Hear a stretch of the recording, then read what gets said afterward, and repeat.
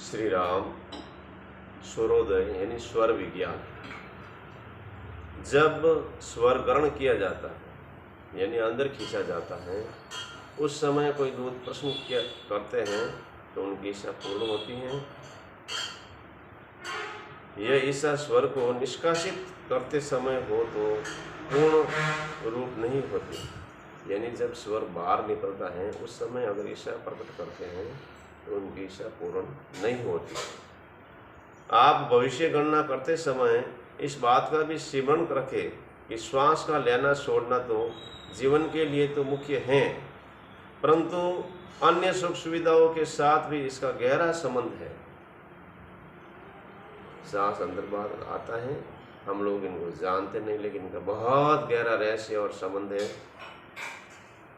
सांस के ग्रहण करते समय किया गया प्रत्येक कार्य सफल होता है और सांस को छोड़ते समय किया गया कार्य असफल होता है। इसलिए व्यक्ति को चाहिए कि वो कोई भी कार्य करे तो पहले सांस को अंदर खींचकर फिर शुरू करे तो सफलता मिलेगी। अगर छोड़ते समय करेगा तो सफलता नहीं मिलेगी। आप किसी से मिले तो सांस ग्रहण करते समय हाथ मिलाए, औषधि को भी श्वास ग्रहण करते समय खाए। किसी प्रेम पत्र या आवेदन की शुरुआत भी श्वास ग्रहण करते समय ही करे। संतान प्राप्ति हेतु भी श्वास ग्रहण करते समय मैथुन का प्रारंभ करे। इस भांति के अन्य प्रयोग आप अपनी आवश्यकता अनुसार समझ कर सकते हैं। यदि आप किसी मित्र से छुटकारा पाना चाहते हैं तो उससे श्वास छोड़ते समय ही हाथ मिलाए। इस भांति उस एक बार करने से ही मित्र आपसे दूर हो जाएगा। जो काम करना है श्वास ग्रहण करते करो, जिनको छोड़ना है श्वास को छोड़ते समय करो तो बिल्कुल काम पूर्ण होगा। ऊपर कहे अनुभव का समर्थन है इस श्लोक में।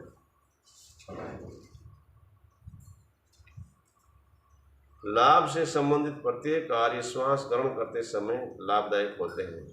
श्वास छोड़ते समय लाभ के कार्य हानि पहुंचाते हैं। पुरुष का दाहिना स्वर तथा स्त्री को बायां स्वर शुभ होता है।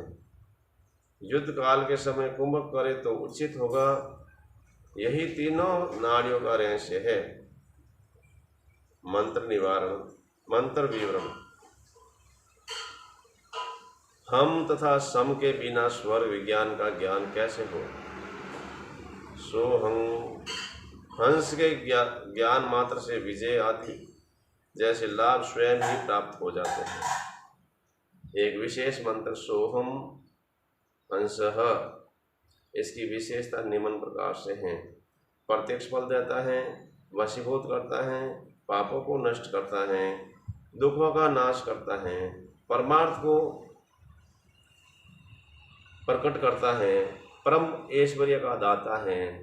इस मंत्र को गुरुमुख से ग्रहण करे और लाभ से साक्षात्कार करें। शून्य स्वर को पूर्ण स्वर में परिवर्तित करने से जीवन की रक्षा होती है। बायां या दाहिना स्वर जब पूर्ण हो तथा उसी स्वर की तरफ बैठकर यदि कोई प्रश्न करे तो उसे लाभ होगा, शून्य स्वर में हानि होगी।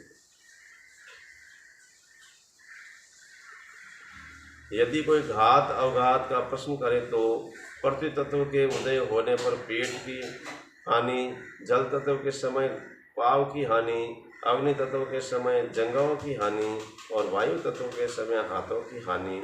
इस भांति आकाश तत्व के उदय होते समय मस्तक की हानि होती है। इस प्रकार स्वरोदय विज्ञान के द्वारा घात प्रतिघात का ज्ञान होता है। हानि का अर्थ उस अंग को चोट आदि लगने से है।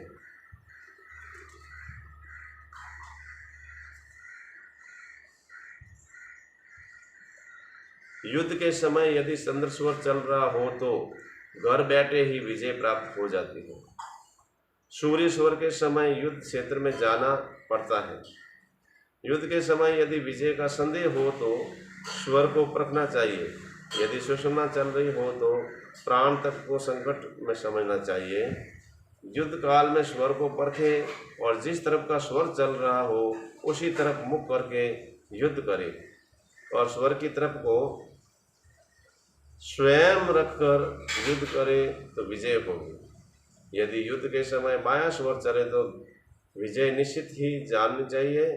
यदि युद्ध के समय सूर्य स्वर अर्थात दाहिना स्वर चले तो युद्ध क्षेत्र में देव तथा असुरों पर भी विजय हो सकती है। बायां स्वर चलने पर यदि हमला किया जाए तो शत्रु से हार ही होगी। सुषुम्ना स्वर चलने पर यदि हमला किया जाए तो शत्रु विजय स्थान तक भी राज्य स्थान तक भी छीन लेगा। सूर्य स्वर में हमला करने पर सदैव जीत होती है। युद्ध से संबंधित हैं उपरोक्त श्लोक। युद्ध कब नहीं होता अर्थात होता ही रहता है। आज युद्ध की भीषणता बढ़ गई है। प्रत्येक सेना का तथा सेना नायक का यही कर्तव्य होना चाहिए कि वह अपने राष्ट्र की रक्षा करे। जिस भांति सरदार वल्लभ भाई पटेल ने कहा था, स्वतंत्रता हमारा जन्म सिद्ध अधिकार है, इस भांति प्रत्येक सेनानी का यही महावाक्य होना चाहिए।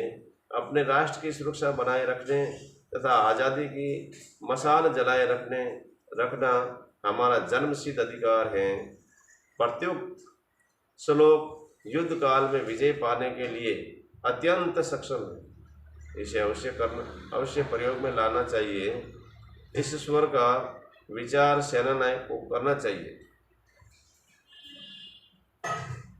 हम भारतीय हैं और हमारा सिद्धांत कभी भी किसी पर भी हमला करना नहीं रहा, परंतु यदि कोई हमारी शांति को चुनौती देता है, हमारी आज़ादी को हड़प लेना चाहता है, तो हम उसका जवाब अवश्य देते हैं। यही विशेषता हमारे भारतवर्ष की रही है और हम शांति दूत बन करके इस विशेषता को बनाए रखेंगे।